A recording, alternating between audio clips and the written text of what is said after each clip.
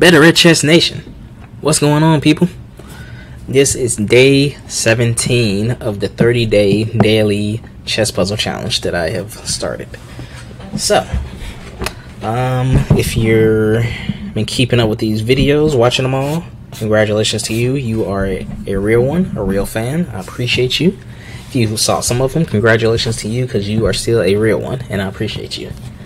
Doing YouTube is tough, so the fact that I get any views for some of my videos at this point in time is good. So the most important thing is I want to learn from this and use it to better give the people what they want. I want to serve my audience and give my audience what they want to see. So yeah, so I mean, that's why I'm doing videos like this, because I want to help any and everybody watching this video get better at chess. Hence the name of the channel, Better at Chess. Alright, but enough about me. Let's talk about you guys. So, today, we're doing back rank checkmate, en passant, stalemate, the fastest checkmate, and there's one more that I forgot. Perpetual check, which more times than not leads to a draw. So, without further ado, let's get into it. Okay, so our opponent has made the mistake of moving all of these three pawns over here, the H, G, and F pawn. And the reason those are a mistake is because in the places they've moved them, they've kept this diagonal exposed. And this diagonal leads directly to the king. Like, the last thing you want to do is create a lane for your opponent to directly attack your king. So, and I mean, in our case, you know, playing as black, black decided to do the smart thing and move that E pawn up, which is great because the queen and the bishop have places to go. In this case, our queen is going to move here, right here. And this is going to be a checkmate because the queen is attacking this diagonal and the king, you know, white can't do anything. I mean, it's, you know, the king was essentially left for dead by moving these pawns right here to the position that they've moved. They've all been moved away from a dark square. And because of that, it left the king exposed. Alright, let's go to the next one. Okay, so this is a good one. So this is a back rank checkmate. So a back rank checkmate is simply when your back rank is weak. Now, I mean, looking at it, it doesn't look weak, right? You know, you have two rooks here. What's weak about this? Well, these two rooks are launching attack at this rook. And this rook's only protection is this rook right here. So right here, initially, you have 2 against 1. It's 2, you know, it's 2 against 2, but really it's 2 against 1. And the reason it's 2 against 1 is because it's your turn to play. So your rook is going to take their rook. That was 2 against 1 before, you know, the rook moved over. Now it's 1 against 1, and the one that wins this, you know, little fight or whatever is the one whose turn it is now. White just took their turn taking the rook back. Now it's black's turn, so black is going to win this exchange in the game. This is a back rank checkmate. Alright, let's go to the next one.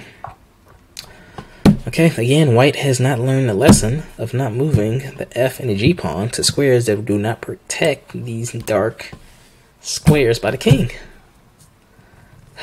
But black always seems to be playing smart here and realize that getting that E pawn out is important for situations like this. So black is simply going to move this queen here. This queen attacks this diagonal, and this queen is directly attacking the king, and the king cannot do anything about it because white decided to move their F and G pawn away from these dark squares, and this is a checkmate. Alright, let's go to the next one. Okay, so, and you know, this is similar, but this is different but similar to what just happened. And the reason being is that, so white was wise enough to at least leave one pawn here to protect, you know, the dark squares in case the attack comes this way. The problem is that one pawn is not enough because that one pawn is not backed up by anything. That pawn doesn't have any type of backup. If this H pawn here was here, then it would be it can protect this square in case this pawn has to move up from attack here. If this F pawn was here, it can, you know, it can, well, you know, it wouldn't need to worry about it wouldn't need to worry about moving because this pawn is directly in front of the king. So that is already acting as a protector. So in this case, the f pawn moved up, so that exposed the king already. And then his h pawn moved up, which further exposed the king. And you would think, okay, well, why does moving at the n pawn further expose the king? Because in case this g pawn needs to move up, this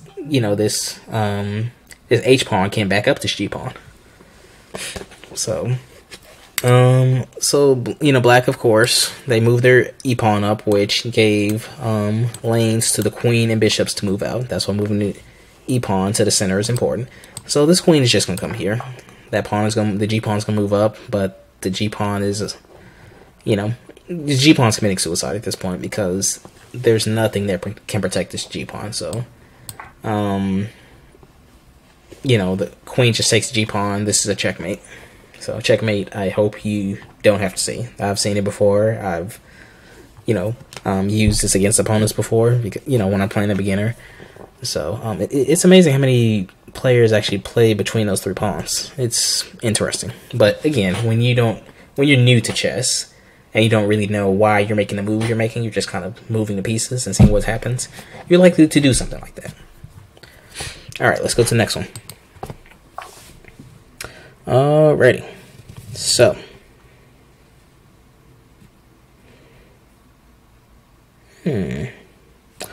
Okay, I see it. Okay, so for white, and this is again why when you make a move, you always want to examine the board and see, okay, did anything change? What has opened up? What has closed up? So this pawn right here was closing up this diagonal for the queen to attack. There we go, that's better arrow. This pawn right here on g2 was closing up this diagonal for the queen to attack that rook. It decided to move up to, I guess, add protection to this bishop, and what changed is that they opened up that diagonal. So looking at that, okay, we know our queen can attack that. Now just looking around the board, we see that the king is right here. It's essentially on its own little island. It has these 5 spaces around it that it can go to. Well, this rook is attacking this vertical, so these 2 squares are cut off. This square right here is cut off because the white's own piece is on it. And then if the queen were to jump here, now this queen is attacking this diagonal from here and this vertical. So that means 1, 2, 3, 4, 5. All those squares will be gone from white. So moving that piece up is considered a blunder because it literally opened up white's side for a checkmate. So we're just going to take that rook. That's going to be checkmate. Alright, let's go to the next one. Okay, so now black is making the same mistakes that we've seen from a few puzzles from the past few days that white was making. And that is exposing your king on a diagonal that your opponent's queen lives on. So by moving up the f, the g, and the h pawn. So the h pawn only becomes important to this diagonal when when it's right here on h7. When it's moved up, or actually let me say that again. If the g pawn is moved up, when the f pawn's moved up, okay, you're exposing your king. When the g pawn moves up, you're further exposing the king. And if you get your h pawn in there, it's just like you're just out of luck. You've just opened yourself up for a checkmate. So, and this, of course, is towards the beginning of the game. If you're making moves over here, then all of a sudden you do something like this. You may have castled on this side, or you may have this knight over here. This is specifically for when you've moved your pawns, but you haven't really got your minor pieces out or your major pieces out. So we are simply going to move our queen here. The queen is delivering a checkmate there because the black's king can defend itself the same way white's king can defend itself on this dark square diagonal. So, and again, this is a reason why that f pawn is dangerous for both sides. So f7 for black, f2 for white. Alright, let's go to the next one. Okay, so black just decided to take our knight that was there. So, what do we need to do here? what's the best play here? Okay, so we have our rook right here. Our rook is eyeing down this square on g7, and the queen is also eyeing down that square on g7. So now we decide, okay, which move is a good attack, right? Like, I mean, if you want to put your queen there, that bishop would just take, so we know that's a bad move. We can put our queen here, but this bishop would just take, so we know that that's a bad move.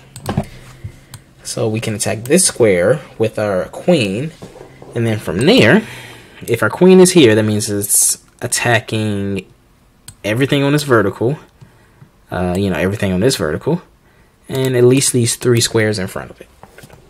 And so putting our queen on this square right here will be checkmate, because black can't do anything about that. So all the squares around black are either occupied by its own pieces, or the queen just happens to attack all those squares at once. So, because remember, the queen moves like a bishop and a rook, so it's gonna cover space the way a bishop and a rook can cover. So that's what makes the queen the most powerful piece in chess. All right, let's go to the next one. Okay, so this one is gonna be a back rank checkmate. I mean, okay, let's look at this for a second. I mean, there's a few things that can happen right here. Let's point out the obvious, and then let's point out the maybe not so obvious. Okay, the obvious. This queen is right here. This rook decided to move up to take a piece here. Your queen can simply take this rook and be fine, if that's what you want to do. So, I mean, that's being chess smart, right? So there's a difference between chess smart and being chess intelligent. So, and hopefully as I go through the tactics and strategy series, as well as these puzzles, you see the difference. So when you're playing chess, your goal should always be to look for checkmate. Now, that doesn't mean you look for checkmate at, after every move, especially in the beginning. Maybe, you have to consider going for that fast checkmate, and if your opponent decides to move up the H, the G, and the F pawn on the first 3 moves, as long as your queen could get to that diagonal, then, you can get a checkmate that way. But, outside of that, once you're playing somebody who is at the same level as you, or somebody who, is rated higher than you, you're not going to look for that checkmate as much, because the person who's higher than you usually has more knowledge and experience, so they know to avoid moves like that. Okay, so that's the obvious. The queen could take that. The queen could also, if they wanted to, take this knight, and then there would be an exchange. The bishop come here, your rook might come there, the queen. You don't want that exchange. That is a silly exchange, right? Another thing your queen can do, your white's queen could just simply take this bishop. What happens when white's queen takes the bishop? Checkmate, because black can't do anything to block that check. So, if you can't block the check, if you can't take the piece that's doing the check, or if your king can't move anywhere, that's checkmate. Because your king is being attacked, and your king cannot escape that attack by any means. So, moving that rook up there was a blunder, because it also took away this bishop's only defender. When the rook was right here, it was defending this bishop. The rook decided to move up, so now this bishop is unprotected. So now we take the bishop. That's checkmate. All right, let's do a couple more here. Okay, so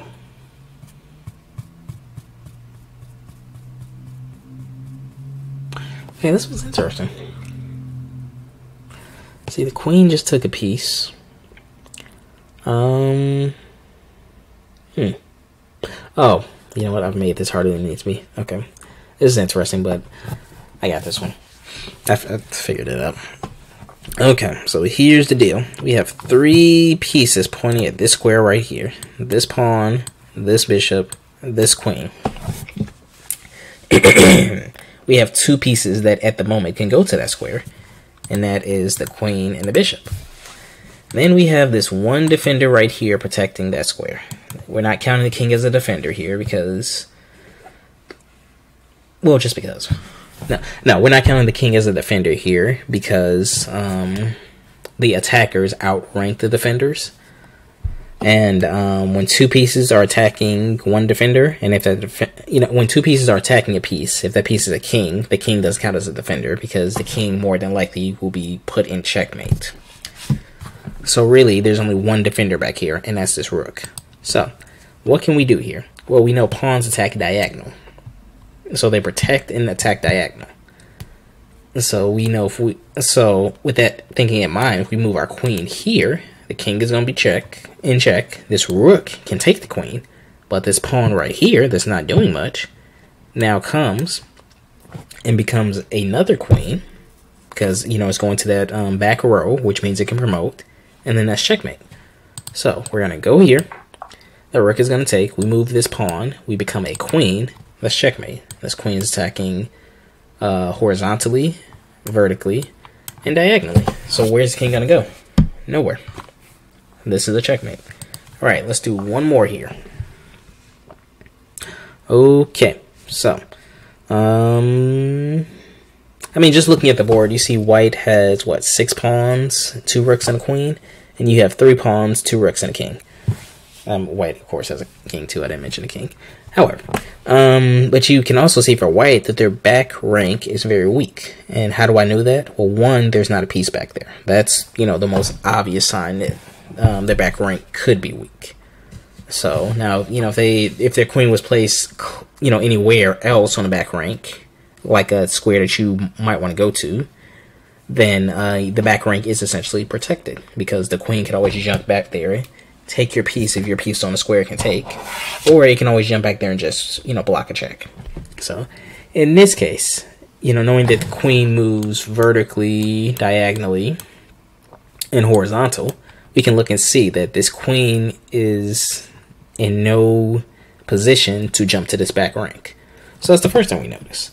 The next thing we notice is that if our rook comes back here, the only thing that would stop a check is this rook right here. And once we take that rook out, then it's checkmate. So that, when it comes to the back rank checkmates, that's, something you want to look out for. You want to look and see, okay, what are the positions of the pieces that could protect the back rank? Like, first you see if there's a piece back there. If there's not a piece back there, what pieces are close enough to the back rank where they can protect the back rank? And then you want to look at how they protect the back rank. So we know, the queen can't get to the back rank, so that's not a defender. This rook can't get to the back rank, so that's not a defender. The only defender of the back rank is this rook right here. And, since the king is here, since the king is right here, if this rook were to come back here, there's a space between them, which means that king couldn't protect that rook. So that means that this back rank is vulnerable. So we move this rook here. The only piece that could protect the back rank is this rook. We take the rook. That's checkmate. I hope everybody enjoyed this video. This was day 17. So we did do a lot of back rank and fast checkmates in this one. Yeah, hopefully, but sometime this week we get a en passant one. These puzzles are random. But yeah, so that's day 17. If you liked the video, give it a thumbs up. If you know somebody who would enjoy this video, or you thought it was good enough that you would like to share it with other people, please share it on whatever social media, text message, carrier pigeon, email, whatever you got. Just copy that YouTube link and drop it on in there. What else? If you are new to the channel, please subscribe to the channel and join Better at Chess Nation. I'll be putting out more content like this. I'll be putting out more lesson videos. I'll be putting out some live game footage, some more live in-game footage, as in I'm recording a game I'm playing and going over the logic behind my moves, my opponent's moves, and and sometimes we will actually go live. So if you want to see any of that content, please subscribe to the channel so you will be notified. And make sure you click that bell icon as well. I don't say that enough in my videos, but click the bell icon, because the bell icon will notify you when I drop a new video as soon as I drop a new video. So, with that being said, I bid everybody adieu. I hope you enjoyed the video. I will see you in the next one. Later.